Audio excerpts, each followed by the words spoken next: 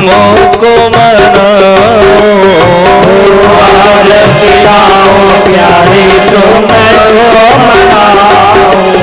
हे गिरधर तेरी आरती गाओ, गिरधर तेरी आरती गाओ। मोर मुकुट प्रभु सिर पर सोहे, मोर मुकुट सभी मीठी मीठी तालियों की सेवा करते हुए ओ प्यारी बंसी मेरो मन मोहे, प्यारी बंसी मेरो मन मोहे। ओ देख छवि बलिहारी जाओ, हे गिरधर तेरी आरती गाओ। चरणों से निकली है गंगा प्यारी, चरणों से निकली है गंगा प्यारी। ओ जिसने सारी दुनिया तारी, जिसने सारी है दुनिया तारी। ओ उन चरणों में दर्शन पाओ, श्री बांके बिहारी तेरी आरती गाओ। ओ दास अनाथ के नाथ आपो, दास अनाथ के नाथ आपो। ओ दुख सुख जीवन प्यारे साथ हो, दुख सुख जीवन प्यारे साथ हो। ओ हरि चरणों में शीश झुकाओ, बांके बिहारी तेरी आरती गाओ। ओ श्री हरिदास के प्यारे तुम हो, श्री हरिदास के प्यारे तुम हो। ओ श्री हरिदास के प्यारे तुम हो, श्री हरिदास के प्यारे तुम हो। ओ मेरे मोहन जीवन धन हो, मेरे मोहन जीवन धन हो। ओ देखे छवि बले, देखे छवि बले हरि जाओ, आजा रे कन्हैया तोरी आरती गाओ, आजा रे कन्हैया तेरी आरती गाओ। ओ हे गिरधर तेरी आरती गाओ, गिरधर तेरी आरती गाओ। ओ कर्पूर गौरम करुणावतारम, संसार तारम भुजगेन्द्र भारम। ओ सदा वसंतम हृदयारविंदे,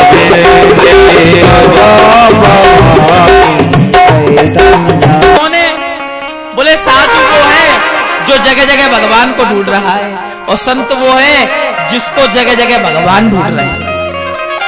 साधु भगवान को ढूंढने निकलता है और भगवान संत को ढूंढने निकलते हैं, जैसे मीराबाई, जैसे तुकाराम जी और जैसे नामदेव जी। गिरधर नागर कहती मीरा सूर ने श्यामल भाया, और तुकाराम और नामदेव को विठ्ठल विठ्ठल विठ्ठल विठ्ठल गाया। तो इसीलिए साधु संत में बड़ा अंतर है। तो आज मन और आचरण की विशेषता, पाखंडान्यता संतों के अंदर पाखंड आ गया। कैसा पाखंड कि भैया नाम है ब्रह्मचारी, क्या नाम है ब्रह्मचारी जी महाराज, और घर में नाती पोते खेल रहे। एक जगह और पहुंच गए, बोले क्या नाम है, बोले भैया त्यागी बाबा। लेकिन जैसे प्रवेश किया उनके आश्रम पे तो आश्रम में क्या देख रहे हैं कि भैया आश्रम में तो बढ़िया बढ़िया फॉर्च्यूनर ऑडी गाड़ी खड़ी है, बढ़िया आश्रम बना हुआ है। और नाम क्या है? त्यागी। त्यागी कौन है? बोले त्याग देने वाले, और सारे संसाधन आश्रम में रखे हुए हैं। तो काहे के तुम त्यागी? और आगे गए महाराज तो क्या देख रहे हैं? मौनी बाबा। लेकिन सबसे ज्यादा शोर मौनी बाबा के आश्रम से ही आ रहा है। तो महात्मा भी काहे के रह गए? नाम नाम के। पाखंडा निरता संतो विरक्ता सा परिग्रह। संतों में पाखंड आ गया, जो विरक्त थे वो परिवार वाले हो गए। तो केवल संसारिक ही नहीं, ये संत महात्माओं पर भी महाराज कलयुग ने अपना प्रकोप डाल दिया। और तो और महाराज तरुणी प्रभुता गे है श्याल को बुद्धिदायका, और कन्या विकरणयो लोवा दाम्पति न कलकनम। महाराज घर में बड़ी बहू बेटी हो, सास बेटी हो, कोई नहीं पूछ रहा है। तरुणी प्रभुता गे, घर में नई बहू आती है उसकी मालकी चालू हो जाती है। और श्याल को बुद्धिदायका, घर में बाप बेटा हो, बड़ा भाई बेटा हो, कोई नहीं पूछता। कोई भी काम करेगा तो ससुराल से बुलाए जाएंगे स्पेशल। कौन? साले साहब। लेकिन ब्रज में एक कहावत कहते हैं हमारे यहाँ के, दीवार बिगाड़े आरो और घरे बिगाड़े सारो। ब्रज में कहावत चलती है कि दीवार बिगाड़े आरो, घरे बिगाड़े सारो। अब कोई कहे कि नहीं साहब ये तो गलत बात है, साले ऐसे नहीं होते। तो कई उदाहरण ऐसे हो गए हैं, जैसे शकुनी मामा को देख लो, 100 में से 1 को भी नहीं बचने दिया। अगर घर में बड़े बैठे तो पहले उनसे पूछो साले की माल की उस जगह चलाओ जहां पर चल सके, हर जगह साले की मत चलाओ। और कन्या विकरणयो लोवाद, आजकल संबंध की तरह नहीं हो रहे हैं। जैसे बचपन में छोटी सी बच्ची अपने पिता से कह देती है कि पिताजी मेरे लिए गुड्डा ले आना, मैं गुड्डे से खेलूंगी। ऐसा ही आज शादियों में हो रहा है। बेटी के लिए देखने जाते हैं, लड़का मास्टर है तो 20 लाख में खरीद लाएंगे, पुलिस वाला है तो 10 लाख में। माने कीमतों में पैसे भी कैसे हो गए, गुड्डी गुड़िया का खेल हो गया है। और ऐसे ही पैसे के विवाहों में क्या मच रहा है? दाम्पति च कलकनम, कलेश मचा हुआ है। अब तुम पैसे लेकर के शादी करोगे, लड़की पक्ष से तुम 20-20 लाख रुपए ले लो, और फिर तुम उसकी लड़की से कहो हमारे लिए खाना बना, तो वो बनाएगी खाना? हमारे घर का झाड़ू पोंछा कर, करेगी झाड़ू पोंछा? नहीं करेगी। पैसे दे के आइए, जैसे पापा ने पहले गुड्डा खरीद के दिया था, ऐसे ही दूल्हा खरीद के दे दिया। तो इसलिए इस कलयुग में महाराज ऐसी ऐसी लीलाएं हो रही हैं, कृपा करिए। न योगी नैव सिद्धोवा, न ज्ञानी सत्क्रियो नरा, और काली दावानले दद्या साधनम भस्मतागतम। अब ना तो कोई योगी बचा, ना कोई सिद्ध बचा, सबके सब महाराज इस कलयुग में भ्रमण कर रहे हो, कलयुग में ही ग्रसित हो गए। ये सौनक जी महाराज सूत जी महाराज से कह रहे हैं कि महाराज इस कलयुग ने ऐसा दर्शन प्रदान कर दिया है कि यहां पर तो महाराज इससे कोई नहीं बच पा रहा। संत तो संत, हर कोई इस कलयुग में व्यसित हो गया है। इसलिए महाराज कृपा करिए और कृपा करके बताइए कि क्या किया जाए। अब सौनक जी महाराज ने सूत जी से पूछा, तो सूत जी ने कह दिया चिंता मत करो, प्रीति सौनक चित्ते ते, या तो विचार्य विचार्य चा, सर्व सिद्धांत निष्पन्ना संसार वयनाशन। मैं आपको उस उत्तम कथा के बारे में बताता हूं, जो उत्तम कथा स्वयं भगवान की कथा है, और जो कथा नारद जी महाराज ने सनत कुमारों के माध्यम से भक्ति ज्ञान वैराग्य को, भक्ति और ज्ञान वैराग्य को सुनवाई थी। अब जो सुना सुन करके मन में इच्छा हुई, कहा महाराज एक बात बताओ, नारद जी कभी कहीं टिकते नहीं और सनत कुमारों के बीच में कभी कथा रुकती नहीं, तो ऐसे वक्ता ऐसे श्रोता का मिलन कब हुआ? तो बोले ऐसे वक्ता ऐसे श्रोता का मिलन जब हुआ जब नारद जी महाराज पृथ्वी पर भ्रमण करने निकले। सोचा कि चलो पृथ्वी पर देख करके आऊं, भगवान ने लीला की है और जाकर के मैं जगह जगह दर्शन करूं। दर्शन किए, दर्शन करते करते भगवान के परम धाम की ओर जा रहे थे कि उन्हें सनत कुमारों का दर्शन हो गया। और सनत कुमारों ने जब नारद जी को देखा है तो देख करके आज सनत कुमारों ने नारद जी से पूछा, कथन ब्रह्म दीन मुख कुतश्चिंता तरो भवान। हे ब्राह्मण देवता, हे बाबा जी, किस बात की चिंता लिए हुए घूम रहे हो? कथन ब्रह्मन दीन मुख कुतश्चिंता तरो भवान। बोले किस बात की चिंता है? तो नारद जी कहने लगे, महाराज मैंने इस पृथ्वी को सर्वश्रेष्ठ माना और सर्वश्रेष्ठ मान करके मैं इस पृथ्वी पर भ्रमण करने आया। अहम तू पृथ्वी या तो ज्ञातम सर्वोत्तमामिति और पुष्करम चा प्रयागम चा काशी गोदावरी तथा। इस पृथ्वी को मैं सर्वश्रेष्ठ मान करके इस पृथ्वी पर आया, काशी गया, गोदावरी गया, हरिक्षेत्र गया, कुरुक्षेत्र गया, लेकिन मेरे मन को कहीं भी शांति नहीं मिली। और महाराज मैंने कलयुग का भी दर्शन कर लिया, संतों का भी दर्शन कर लिया, लेकिन मेरे मन को कहीं शांति नहीं है। मैंने सोचा भगवान के परम नाम में जाऊं, तो जाकर के जैसे ही मैं पहुंचा मथुरा के निकट, तो वहां पर मैंने एक आश्चर्य देखा है। बोले क्या देखा? कि एक स्त्रियों का परिकर बैठा हुआ है और वहीं एक युवती की पास में दो वृद्ध व्यक्ति लंबी लंबी सांस लेते हुए पड़े हुए हैं। आज उनको देख करके मेरे मन में विचार आया कि जाऊं और जाकर के देखूं, लेकिन मन में एक इच्छा ये भी कि नारद तुम संत हो और स्त्रियों के परिकर में अकेले एक संत का जाना उचित नहीं है। सोच करके मैं लौटने लगा, लेकिन मन की चिंता। नारद जी से आज वे सनत कुमार कहते तुम तो व्यर्थ में चिंता कर रहे हो। बोले तुम्हारा मुख तो ऐसा लग रहा है जैसे किसी लोभी का धन चोरी हो जाए। कोई कंजूस हो, कंजूस के धन को कोई चोरी कर ले तो वो कैसा होता है? बिल्कुल मर जाता है महाराज। क्यों? क्योंकि उसके धन में ही प्राण है। और नारद जी कहते हैं ऐसा क्यों? बोले ऐसा इसलिए क्योंकि संतों को कभी भी धन की इच्छा नहीं करनी चाहिए।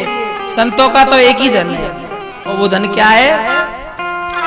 परम धन राधा श्री राधा श्री राधा, धन राधा श्री राधा श्री राधा, परम धन राधा श्री राधा श्री मंगल धन राधा राधा राधा राधा राधा, मंगल धन राधा राधा राधा राधा। हम सबकी प्यारी राधा राधा राधा राधा राधा, हम सबकी प्यारी राधा राधा राधा राधा। हमारो धन राधा श्री राधा श्री राधा, हमारो धन राधा श्री राधा श्री राधा। जिसको राधा रानी प्यारी लगती है तो हाथ उठा के, जो राधा रानी को मानना चाहता है कंजूसी मत करो बिल्कुल भी। गुल गुलशन गुलजार हो जाता है और हाथ उठाकर ताली बजाने से बेड़ा पार हो जाता है। श्री राधे। श्री राधे।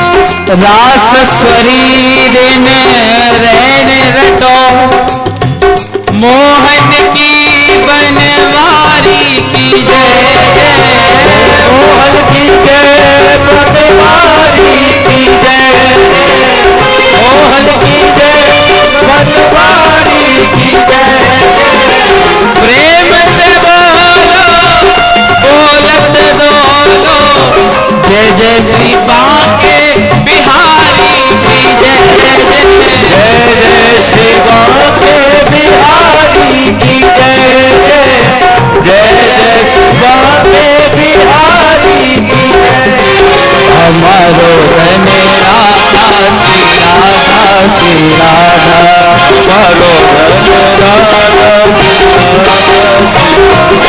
हम सबकी प्यारी राधा राधा राधा राधा राधा हम सबकी प्यारी राधा राधा राधा हमारो धन राधा श्री राधा श्री राधा हमारो धन राधा श्री राधा श्री राधा और हाथ उठा करके ऐसे हारमोनी आएगा बोलो राधा रानी की जय हो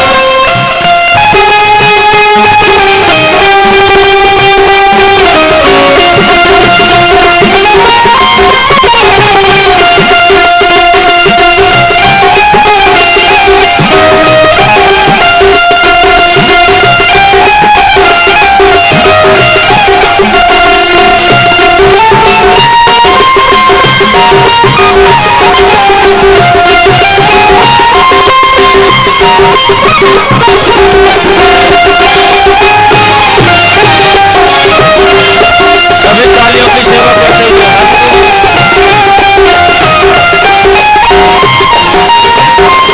वे पाएगा क्या रस का चस्का नहीं कृष्ण से ने लगाएगा जो नहीं कृष्ण के लगाएगा नहीं कृष्ण से लगाएगा हरे कृष्ण इसे समझेगा वही रसिकों की समाज में आएगा ओ रसिकों की समाज में आएगा ब्रज धूल लपेट कलेवर में गुण नित्य किशोरी के गाएगा किशोरी के आएगा किशोरी के आएगा हंसता हुआ श्याम मिलेगा उन्हें हंसता हुआ श्याम मिलेगा उसे निज प्राणों की भेंट चढ़ाएगा जो निज प्राणों की भेंट चढ़ाएगा निज प्राणों की भेंट चढ़ाएगा हमारो धन राधा श्री राधा हमारो धन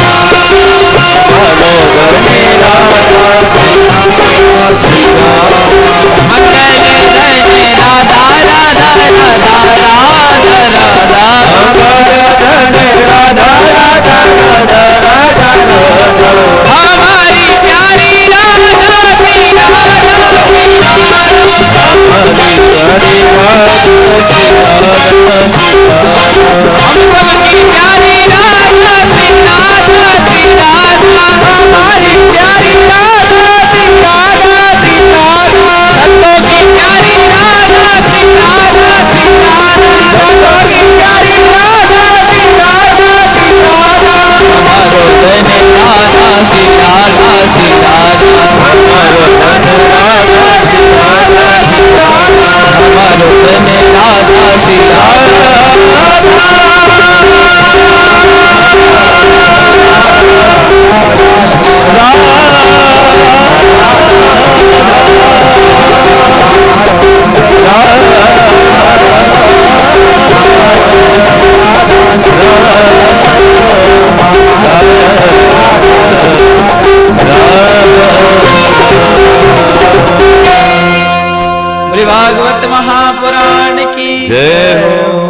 संतों का तो एक ही धन है और उस धन का नाम क्या है? राधा। श्री सूत जी महाराज कहते हैं कि सोनक जी, नारद जी महाराज ने जब बताया कि मैं दुख में था, लेकिन मैं उन युवतियों के पास जाना चाहता हूं, लेकिन जा नहीं पा रहा हूं क्योंकि मैं संत हूं। तो आज चिंता में मैं था। मैं जैसे ही लौटने लगा तो मैंने देखा कि उन युवतियों में से जो युवती सबसे आगे बैठी थी वो खड़ी हो गई, और खड़ी होकर के हाथ जोड़कर कहती है, भो वो साधु क्षणम तिष्ठा मश्चिंताम विनाशया और दर्शना तव लोकस्या सर्व थापहरम परम। हे महात्मा जी रुक जाओ, भो वो साधु क्षणम तिष्ठा, थोड़ी देर रुक जाओ। और आप जैसे संतों के दर्शन मात्र से ही व्यक्ति का कल्याण हो जाता है। नारद जी कहते हैं कि जब उन्होंने मुझे रोका और मेरे से कहा, देखो रुको जरा, तो मैंने पूछा, काशित तुम कौन हो देवी तुम, और ये अन्य देवियां कौन हैं, और ये दोनों पड़े हुए वृद्ध पुरुष कौन हैं? तो आज में युवती मुझसे कहती है, अहम भक्ति ख्याता इमो में तनयो मता और ज्ञान वैराग्य नामानो काल योगे न जर्जरो। महाराज मेरा नाम है भक्ति। नारद जी बोले, तुम भक्ति हो? बोले हाँ। बोले, अरे तुम्हारा ये हाल, और ये दोनों कौन है? बोले, ये दोनों मेरे पुत्र हैं, ज्ञान वैराग्य, और ये अन्य जो स्त्रियां हैं ये गंगा आदि पवित्र नदियां हैं। गंगा सरिता चैमा मत्सेवा समागता। इन सबों ने मेरे दुख को देखा तो देख करके ये सब मेरे पास आ गई। बोले, कैसा दुख? बोले, देखो तो सही, दुनिया का सबसे बड़ा आश्चर्य है। बोले, कैसा आश्चर्य? बोले, ये आश्चर्य देखो, कभी आपने देखा है कि किसी की माता जुबान और बच्चे बुजुर्ग? बोले, नहीं देखा। तो बोले, यहां देख लो, यहां पर भक्ति मैया कैसी हो गई हैं? बोले, जवान है, युवती हो गई हैं, और उनके बालक ज्ञान और वैराग्य कैसे हो गए? बोले, बुजुर्ग हो गए। ये दुनिया का आश्चर्य है। भक्ति मैया कहती है, मैं जहां भी गई लोगों ने मेरा सम्मान भी किया, लेकिन विधर्मियों के कारण भक्ति कहीं ना कहीं लोप हो गई, कहीं ना कहीं दब गई। लेकिन धन्य है ये वृंदावन की भूमि। वृंदावनम पुनम प्राप्यम नवीनेव स्वरूपिणीम और जाता युवती सम्या प्रेत रूपा तु संस्कृता। धन्य है ये वृंदावन की पावन भूमि जहां पर भक्ति नृत्य कर रही है। आज भी वृंदावन में तुम जाओगे तो जगह जगह तुम्हें भक्ति दिखाई देगी। दीवालों पे तो राधे राधे लिखा हुआ दिखाई देगा, और रिक्शे वाला क्या बोलता है जोर से? क्या बोलता है? लग रहा है कथा सुन नहीं रहे हो तुम लोग। क्या बोलता है रिक्शे वाला वृंदावन में? पीछे बातें चल रही हैं ऐसे, वाह कितना बढ़िया, इससे अच्छी जगह मिलेगी नहीं बात करने को है। इतना बढ़िया माहौल है, देखो कमेटी वालों ने कितनी बढ़िया व्यवस्था कर दी है, पर्स डाल दिए, माँ घर में नहीं बैठ पाएंगे इतनी देर। और माताओं की तो भैया बातों में लीला ही नहीं आ रही है, 4-4 घंटे बैठेंगी और चुगली बतरांगी, कभी इसकी कभी उसकी। कितनी देर? 4 घंटा। और 4 घंटा पूरे हो जाएंगे तब क्या करेंगी? न्यों करके पल्ला छोड़ेंगी, छोड़ो जीजी वो जाने वाको काम जाने। जब तुम्हें चुगली में वाकई काम ही देखना हो तो तुम काहे को चुगली में लगे हो? कभी बातें करने के लिए घर में बहुत जगह पड़ी है। पहले ही दिन तुम ऐसे बात करोगे तो क्या होगा? घर में बात करो 2 बजे तक 12 बजे तक, जब तक कथा नहीं हो रही है। यहाँ आओ तो बात मत करो, बोलो राधे राधे। अब देखो एक क्यों आवाज ना निकली, जोर से बोलो राधे राधे। आज वृंदावन में भक्ति मैया आज भी जागृत है। तो भक्ति मैया कहती है कि देखो, या तो नारद जी महाराज कुछ उपाय करो, नहीं तो इमं स्थानम परित्यज्य गम्यतो विदेशो महान। या तो नारद जी कुछ लीला कर दो, नहीं तो मैं इस स्थान को छोड़ करके विदेश चली जाऊंगी। ये कौन कह रही है? भक्ति मैया। क्यों? और आज देखने में ऐसा ही लगता है कि जितनी भक्ति विदेशियों के अंदर है, कहीं ना कहीं भारतीयों में कम दिखाई देती है। वृंदावन में जाओ, चाय का वक्त हो गया।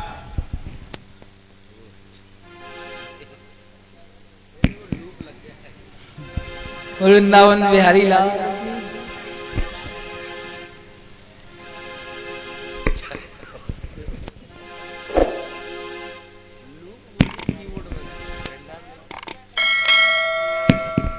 बोलबा के बिहारी लाल की जय हो। तो इदम स्थानम परित्यज्य गम्यतो विदिशो महान।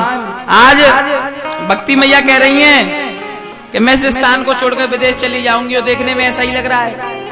हम लोगों को तिलक लगाने में शर्म आती है, लेकिन वृंदावन में इस्कॉन टेम्पल में जाकर के देखो, धोती कुर्ता पहनते हैं, बालों को मुड़वा करके, सिका रख करके, चंदन लगा करके, हरे कृष्ण कृष्ण कृष्ण हरे हरे, हरे राम राम राम हरे हरे कहते हुए कितने अंग्रेज आपको मिल जाएंगे।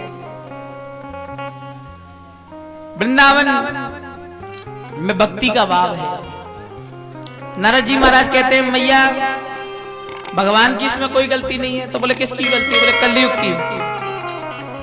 श्रवाहितानुवालेना योगयम दरुणम कली और तेन लुप्ता सदाचारो योग मार्गा विपाशसी।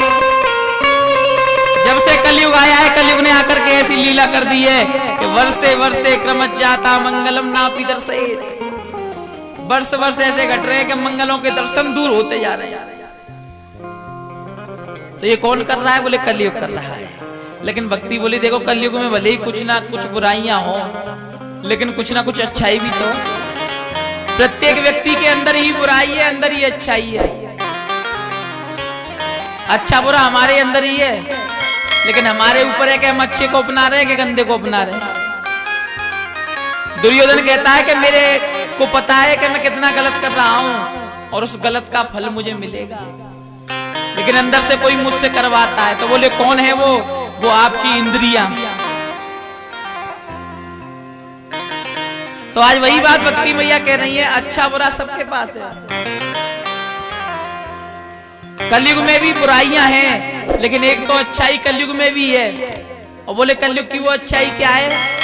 और वो अच्छाई कलयुग की है यत फलम नास्ति तपसा ना योगे न समाधिना तत् फलम लभते सम्या कलौ के सब कीर्तनात्।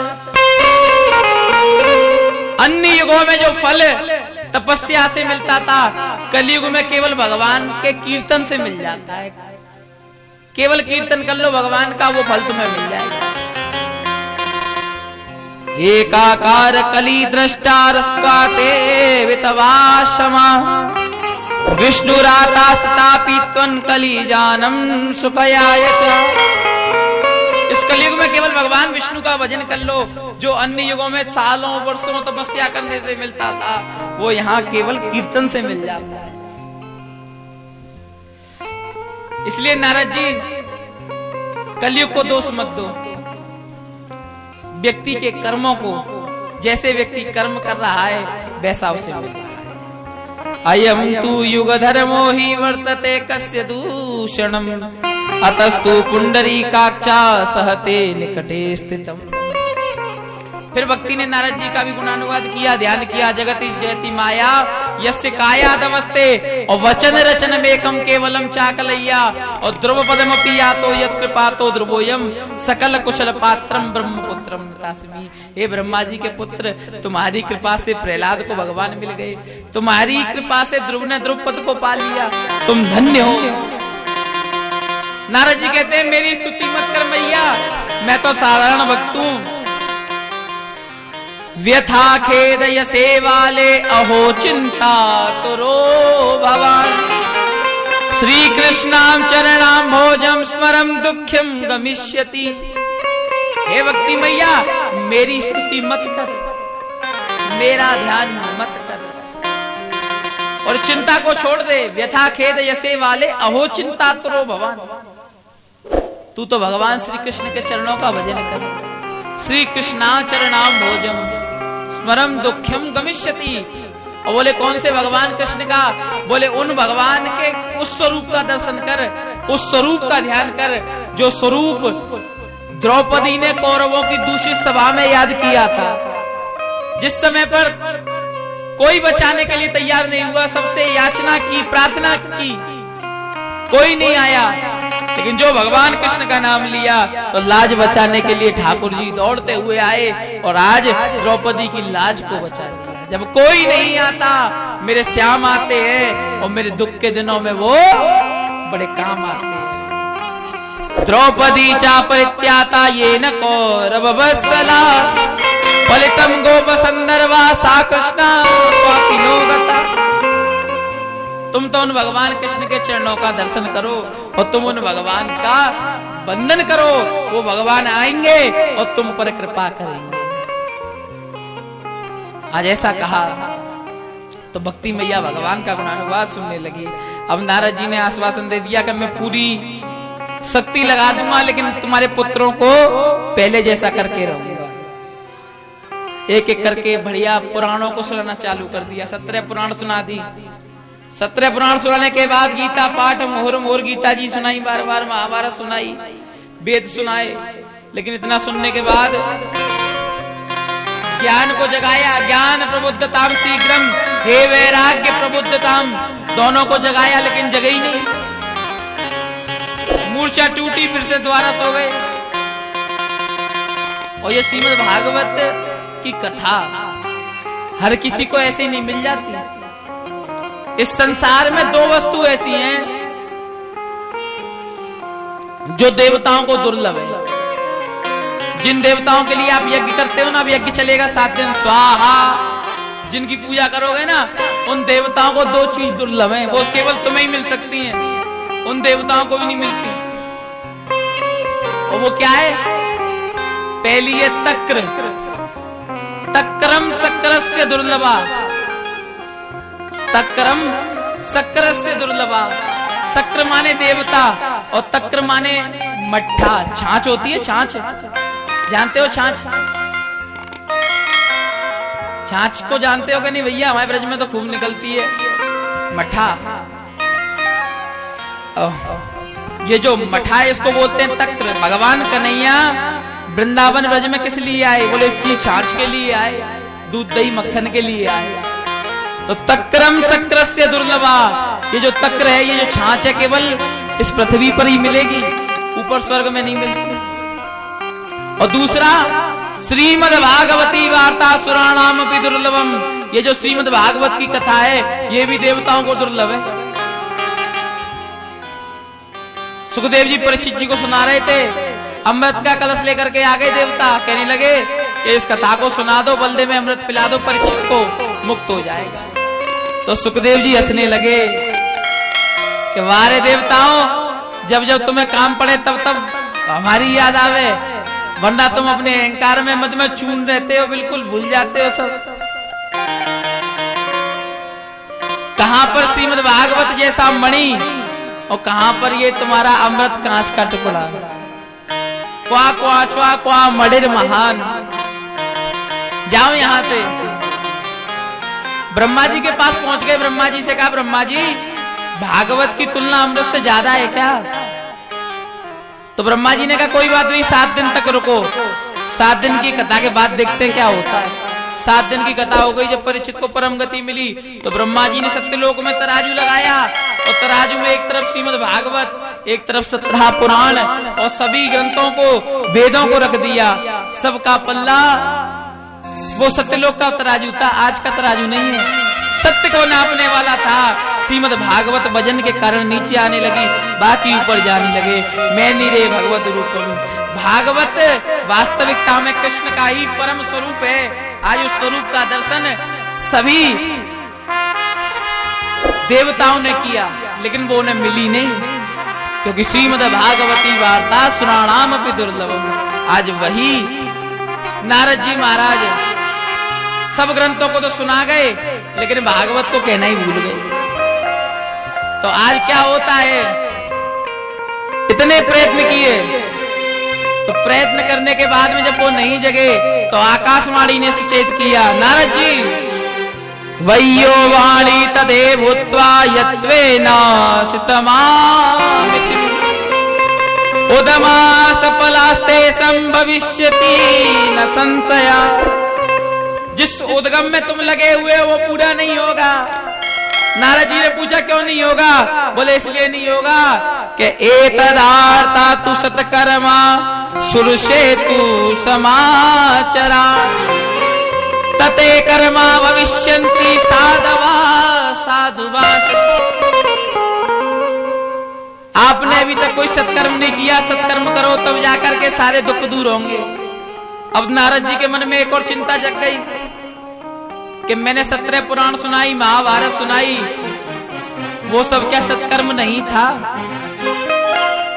वो सब क्या सत्कर्म नहीं था जो मैंने इतना किया? अब नारद जी के मन में ये चिंता है साहब कि सत्कर्म आखिर है क्या? सत्कर्म की चिंता को जानने के लिए, वास्तविक सत्कर्म को जानने के लिए पूछा तो आकाशवाणी ने कह दिया वो संत बताएंगे। तो महाराज उस सत्य को जानने के लिए मैं नगर नगर पहुंचा, हरिद्वार गया, काशी गया, लेकिन किसी भी संत ने मुझे बताया ही नहीं। कोई तो मौन व्रत लेके बैठ गए, कोई तपस्या करने चले गए। कारण क्या है? कारण ये है कि कोई बड़ा डॉक्टर किसी छोटे डॉक्टर से अगर कहे कि भैया मेरे सिर के दर्द की दवा दे, तो उस छोटे डॉक्टर को लगेगा कि ये बड़ा डॉक्टर दवा लेने नहीं आया, ये मेरी परीक्षा लेने आया है कि ये कैसी दवाई देगा। तो नारद जी तो स्वयं ब्रह्मा जी के मानस पुत्र, और संतों से पूछें तो संतों के मन में बड़ी चिंता। आ सदा केवना प्रोयत यानित्वन्यतु चापरे मूकी भूता स्थानेयम त्रियनस्तु पलायिता। तो बोले महाराज जब कोई जवाब देने के लिए नहीं आया तो मेरे मन में भाव आया कहाँ जाऊं? तो भ्रमण करते हुए नर नारायण भगवान के पास जा रहा था, लेकिन आपके दर्शन हो गए, धन्य आप। अब नारद जी सनत कुमारों की महिमा को गा रहे हैं। सनक सनंदन सनातन सनत कुमार, ये भगवान का पहला अवतार है। चारों भैया हैं, कैसे कथाकार हैं कि 3 भैया बैठ करके सुनते हैं, एक कथा करता है। एक की कथा पूरी हो जाती है, वो उठ करके नीचे बैठ जाता है, तीनों में से एक आकर के फिर से भागवत चालू कर देता है। तो उनकी महिमा को नारद जी गा रहे हैं, कह रहे हैं महाराज धन्य हैं आप। ये सावण मात्रेणा द्वारपालो हरे परा भूमो निपर्तिते सद्यो यत्र पाता परावया। धन्य हैं आप लोग, आपके दर्शन मात्र से अब तो मुझे लग रहा है सारे दुख मिट जाएंगे, इसलिए महाराज कोई कृपा करो। तो सनत कुमारों ने सबसे पहले नारद जी से कहा, नारद जी कुछ करो चाहे मत करो, पहले अपनी चिंता को मिटाओ। मां चिंता कुरु देवर से हर्ष चित्ते समावया उपाया सुख संध्योत्रा वर्तते पूर्व एवं। नारद जी सारी चिंता भूल जाओ। बोले क्यों? बोले चिंता में कुछ नहीं रखा, तुम तो केवल सत्कर्म जानना चाहते हो, तो सत्कर्म केवल एक ही है।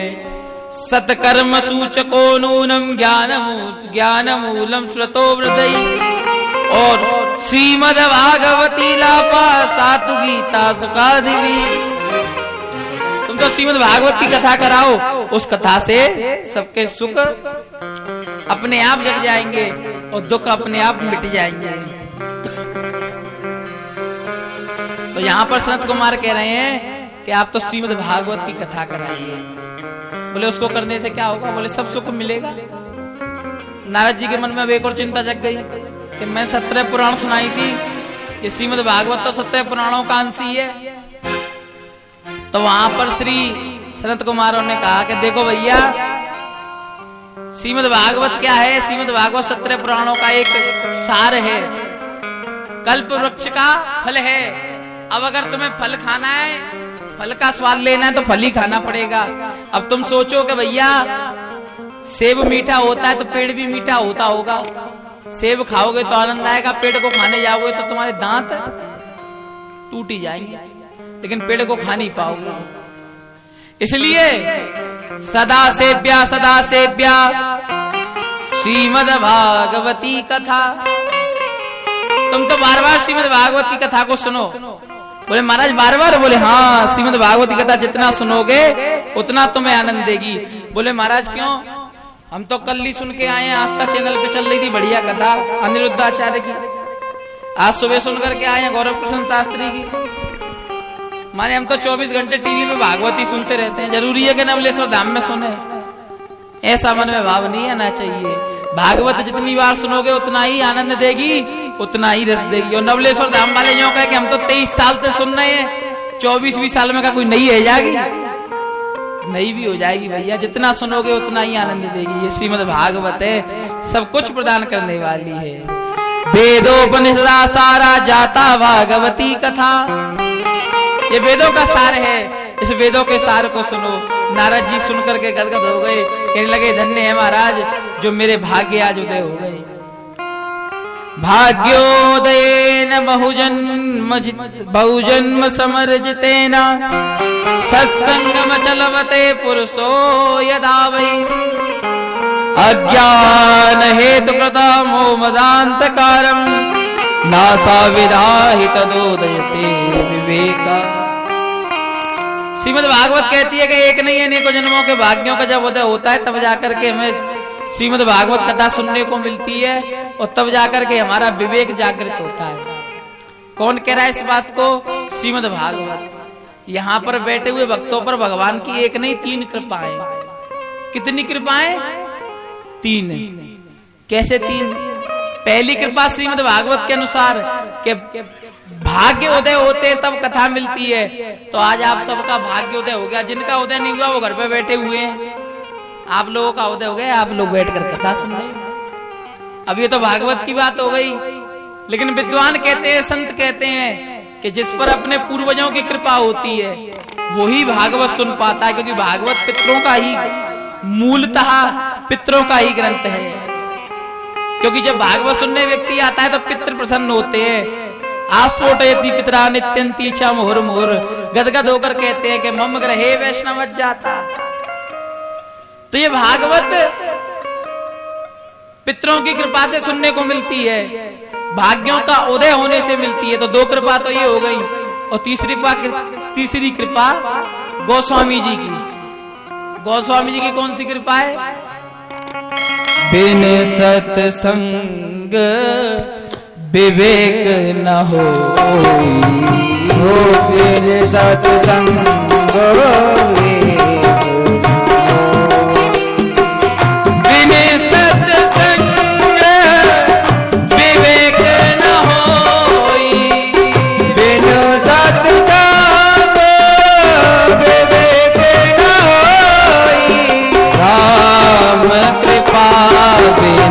सुलभ न सोई। श्री राम जय राम जय जय राम। तो बिन सत्संग विवेक न होई, राम कृपा बिन सुलभ न सोई। तो माने हमारे भाग्य भी उदय हो गए हैं, और हम पे हमारे पितरों की कृपा भी हो गई है, और राम जी की भी कृपा हो गई है। तब जाकर के तुम सबको ये श्रीमद् भागवत सुनने को मिल रही है। बोले भागवत महापुराण की जय हो। अब नारद जी ने सोचा कहां पर करें, तो कह दिया कोई बात नहीं, चलो भैया गंगा द्वार समीपे तू टटमानंद नाम का। अब ये गंगा द्वार कहां पर है? गंगा द्वार बोलते हैं हरिद्वार को। गंगा द्वार किसको बोलते हैं? हरिद्वार को। अब व्यास जी ने हरिद्वार को गंगा द्वार क्यों लिखा? देखो हरिद्वार में जहां पर ये आनंद नामक तट है, वहां से 2 रास्ते हैं। एक गया है भगवान नीलकंठ के लिए, और एक भगवान विष्णु का। तो कल को, अब आजकल संसार है भैया, कलयुग चल रहा है। आजकल लोगों में लड़ाई ज्यादा होती है कि हम कांग्रेस वाले हैं, हम भाजपा वाले हैं, हम बसपा वाले हैं। ऐसे ही कलयुग में पता था कि भक्त भी ऐसे ही हो जाएंगे कि हम भोले बाबा के भक्त हैं, हम विष्णु भगवान के भक्त हैं, हम देवी मैया के भक्त हैं, हम खाटू श्याम के भक्त हैं। आजकल लोगों की वो है ना, कह देते हैं कि हम तो देवी जी वाले हैं। कोई कहता है हम तो वही त्रिपुंड लगा के हम भोले बाबा वाले हैं। कोई राधा वल्लभी लगा करके बोले हम विष्णु भगवान के भक्त हैं। कोई रामानंदी तिलक लगा के बोले हम सीताराम जी के हैं। तो कल को पता था व्यास जी को, तभी तो विद्वान बड़ी सोच करके लिखते हैं कि कल को कहीं लड़ाई ना हो कि नीलकंठ के लिए दरवाजा गया है तो भोले बाबा, और इधर विष्णु भगवान के लिए चला गया है, तो कल को भोले बाबा के भक्तों में, विष्णु भगवान के भक्तों में लड़ाई ना हो, इसलिए व्यास जी ने विचार करके ना हरिद्वार लिखा ना शिव द्वार लिखा, क्या लिख दिया, गंगा द्वार समीपे तू तटमानंद नाम का। कथा हुई और कथा चल रही थी, सदा से प्यास श्रीमद् भागवती कथा, और ग्रंथे वात दृष्टानो दर्शता पिताव्रतम, सुनाने लगे कथा। और उस कथा को सुन करके भक्ति ज्ञान वैराग्य बड़े गदगद हो रहे हैं। क्या कह रहे हैं कि जिस गांव में, जिस नगर में, जिस घर में भागवत का एक भी श्लोक गा दिया जाए, वो घर, वो गांव साधारण स्थान नहीं रहता, वो भगवान का तीर्थ बन जाता है। मान लो साक्षात वृंदावन बन जाता है। तो ये नवलेश्वर धाम वैसे तो प्रकट है ही, लेकिन ये वास्तविकता में भगवान का धाम ही हो गया। कथा भगवतस्यापि नित्यम भगवती यत ग्रहे तदग्रहम तीर्थ रूपम ही वासतम पापनाशनम। धन्य है ये भूमि जहां पर एक भी भगवान का श्लोक गाया जाए, वो भगवान का धाम बन जाता है। तो आज ये आपका क्षेत्र भी भगवान का परम धाम वृंदावन बन गया है। माने 9 दिन तक, 8 दिन तक जो कार्यक्रम है, उस कार्यक्रम में आप कहां पर बैठे हो? बोले आप वृंदावन में बैठे हो। लेकिन पूजा करने वाले व्यक्तियों के लिए ही नहीं कहा, जो व्यक्ति भगवान के भजन से दूर रहते हैं उनके लिए भी कह दिया है। भागवत बताती है जो कभी भगवान के मंदिर नहीं जाता, जो कभी भगवान की पूजा नहीं करता, जो कभी कथा नहीं सुनता, उनके लिए कहा आजन्म मात्रमपि ये न सटे न किंचित विदाय सुकरा न कथा न पीता चांडाल्य वच्च खरवदते ननीतम मिथ्या स्वजन्म जननी जन दुख भाजा। जो व्यक्ति कभी मंदिर नहीं जाता, वो इस संसार में आके कोई बहुत बड़ा काम नहीं कर रहा, वो केवल अपनी माँ को प्रसव पीड़ा देने के लिए इस संसार में आया है। उसके लिए तो कह दिया वो कौन है? चांडाल के समान है। कौन? जो कभी भगवान की कथा नहीं सुनता। लेकिन आप सब तो धन्य हो जो आप भगवान की कथा सुन रहे हो और कथा सुन करके अपने जीवन को धन्य बना रहे हो। भक्ति मैया ने जो इन कथा को सुना, तो कथा को सुन करके वे गदगद हो गई और अपने स्वरूप में आ गई। और अपने स्वरूप में आकर के उनके दोनों पुत्र जो वृद्ध थे, युवा हो गए। और नृत्य करती हुई भक्ति कहती है कि धन्य है महाराज भक्ति सुतो तो तरुणी ग्रहित्वा प्रेमे करूपा सहसा विरासित श्री कृष्ण गोविंद हरे मुरारी नाथे दिनामान्य मुहुर बदन। भक्ति मैया ज्ञान वैराग्य के साथ नृत्य करती है और नृत्य करती हुई प्रश्न कर देती है और कहती है कि महाराज अब मैं जाकर कहाँ रहूं? तो वहां पर सनत कुमार कहते हैं निरंतरम वैष्णव मानसानी, जाओ तुम तो वैष्णवों के मन में बस जाओ और ज्ञान वैराग्य को ले जाकर के विराजमान कर लो और हृदय में आप बैठो और मन में ज्ञान वैराग्य को बिठाल दो। और जिसके हृदय में भक्ति जग जाएगी, मन में ज्ञान वैराग्य जग जाएंगे, वे भगवान का भक्त ही बन जाएगा, वैष्णव ही कहलाएगा। आज जो कहा भक्ति मैया जाकर हृदय में बैठ गई। शास्त्र कहते हैं कि जिसके हृदय में भक्ति है उस पे भगवान की बड़ी कृपा है। सकल भुवन मध्य निर्धनास्ते पिधन्या निवसत हृदय साम श्री हरिर भक्ति रेखा निजल हरिरपि निज लोकम सर्वथा तो विहाया और प्रवस हृदय तेसाम भक्ति सूत्रोपन। वृंदावन में हरि लाल की, श्री राधा रानी सरकार की जय जय श्री राधे। बोलो बांके बिहारी लाल की। आज की कथा को हम एक विराम देंगे और कल से 1 बजे से कथा हुआ करेगी। तो भक्तों, आप लोग आने में देर लगाते हो क्योंकि लोग जा भी रहे, मैं देख रहा हूं उठ करके, तो ऐसे आनंद भी नहीं आएगा। तो इसलिए कल से 1 बजे से लोग आया करें। 1 बजे हमारे सब लोग, हम लोग बैठ जाया करेंगे। अब आरती होगी और आरती से पहले एक भजन, उसके बाद में आरती, पहले आरती के बाद में सब लोग प्रसाद लेकर के जाएंगे और कल 1 बजे से आने की कृपा करें। बोले वहां के बिहारी लाल की। कोई आए ना आए, आप भक्तों को जिनको कथा सुननी है वो 1 बजे आ जाया करो, ठीक है?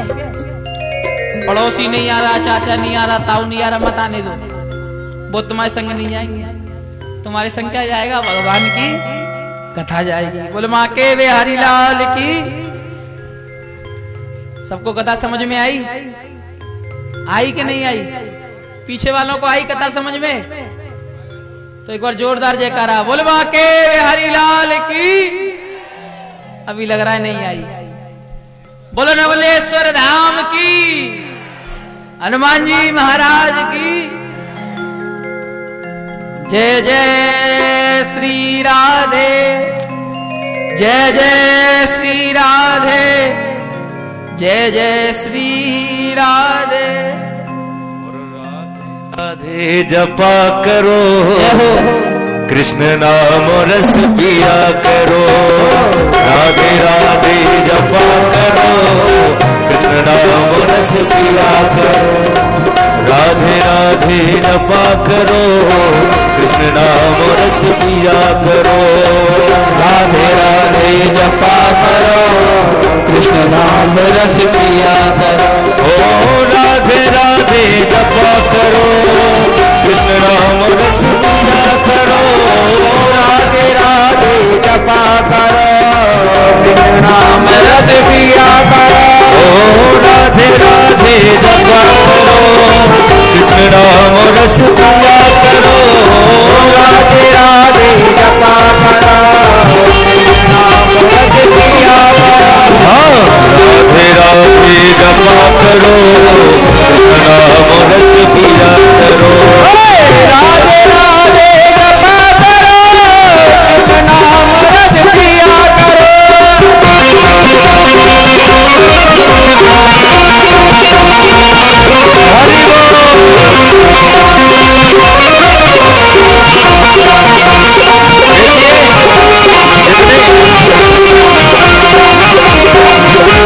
एक बार जितने भक्त बैठे अपने दोनों हाथ ऐसे उठाइए, बिल्कुल बिल्कुल राधा रानी की तालियों से सेवा करते हुए।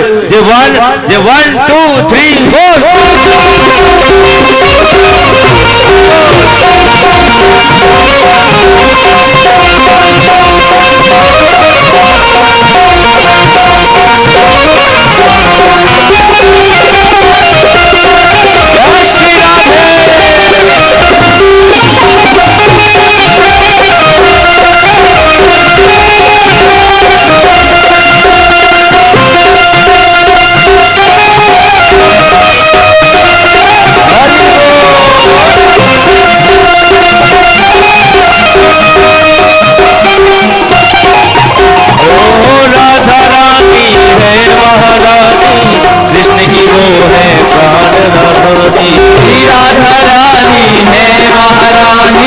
कृष्ण की है वो प्राण। ओ राधा रानी है महारानी, कृष्ण की है वो प्राण। राधे कृष्ण की है वो प्राण रानी, राधे चरणों में शीश झुका राधे राधे जपा करो। जपा करो, कृष्ण नाम रस पिया करो। राधे राधे जपा करो, कृष्ण नाम रस पिया करो। और देखिए सभी अपनी जगह पे खड़े हो जाइए, सभी आरती के लिए खड़े हो जाओ।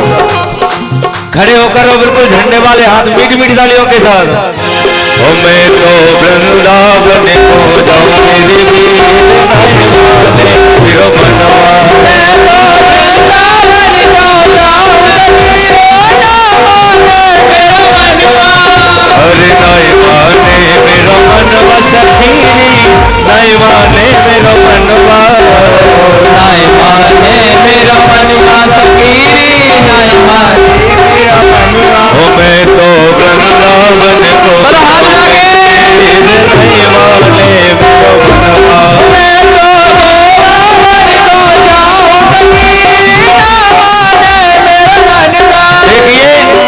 अब से जो आने वाले 7-8 दिन जो भी कथा के हैं, उन दिनों में यहाँ बड़ा ही आनंद आने वाला है।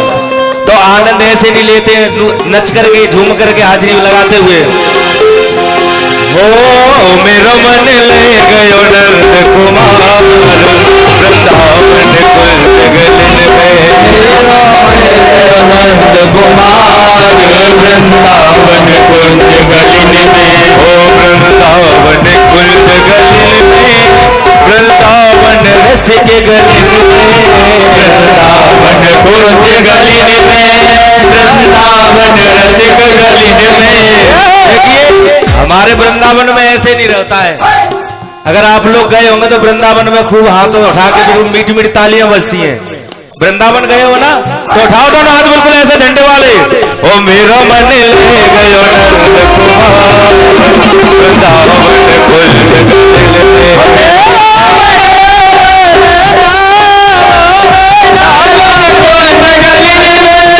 वृंदावन कुंज गलिन में वृंदावन रस के गलिन में। वृंदावन कुंज गलिन में वृंदावन रस के गलिन में। अब थोड़ी देर के लिए इसे वृंदावन बना लो और अपनी जगह पे गोल गोल चक्कर लगाओ। नाचना नहीं आता, गोल गोल चक्कर लगाओ। ओ वृंदावन कुंज गलिन में वृंदावन रस के गलिन में। वृंदावन कुंज गलिन में वृंदावन रस के गलिन में। नंद गोपाल वृंदावन कुंज गलिन में।